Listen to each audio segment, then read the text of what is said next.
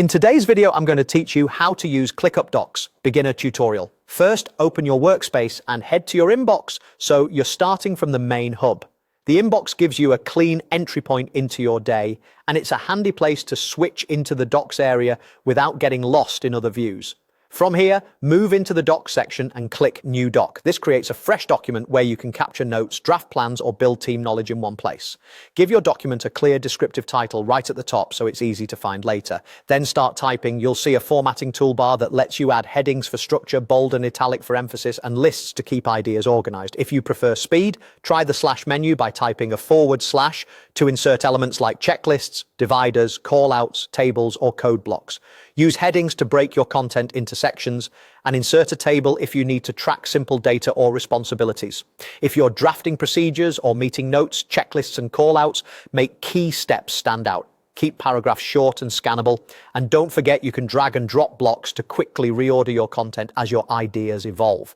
When you're ready to share your work outside ClickUp or archive a snapshot, use the export options.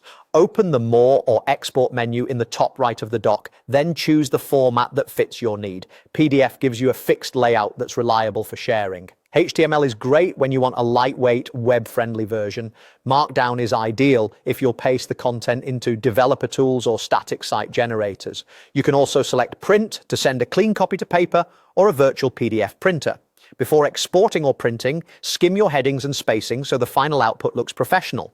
To keep your documentation connected to the work it supports, link your doc to a list, folder, or space as a view.